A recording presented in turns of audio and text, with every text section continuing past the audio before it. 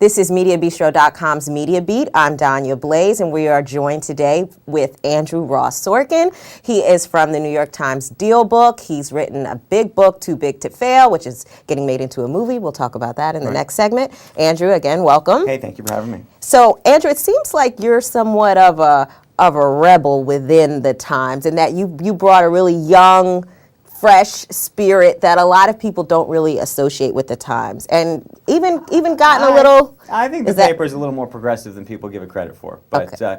I'm definitely one of the younger people in the building. So Okay. that's a fair. That part's a fair assessment. Okay, well, I bring that up Right. because you've gotten some criticism within the paper from other employees for your approach with reporting. Like, for example, when you took on the GM and bankruptcy issue and advocated for management to be let go, and then the CEO did resign. And some people within the Times said that you crossed the line there. Right. How do you balance what your goals are for Deal Book and reporting with what the Times overall goals are? I don't think the goals are that different at all. I think, in fact, the journalism and the standards are, frankly, identical.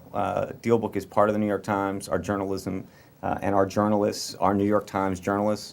The stories that you're reading on Dealbook are ultimately finding their way into the New York Times paper, onto the same nytimes.com website, and all of those things. So I'm not sure that there's a distinction, and I don't really think it has to do with age. You referred to a column I wrote.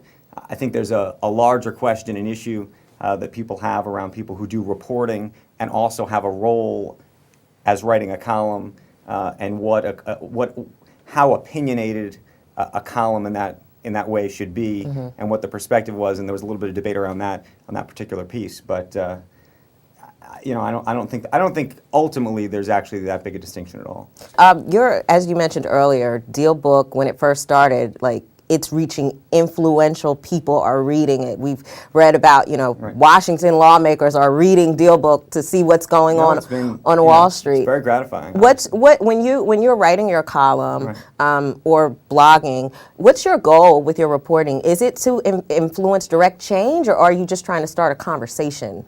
Well, for me, we have op-ed columnists at the New York Times, obviously, that I think are really trying to influence the conversation. I think for me, as a reporter and someone who's writing a reported column, it's really about raising issues. It's about raising questions. It's about getting people to think. It's about getting people to talk about what this news really means.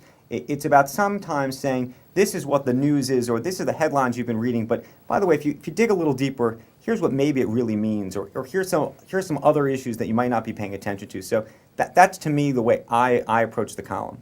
So in all of your years of reporting, is there one story that really sticks out to you as being the one you're most proud of, the one that you really had to sit back and say, wow, I did a really good job with this one? That's a good question. There's a lot of articles that I've been very proud of over many, many years.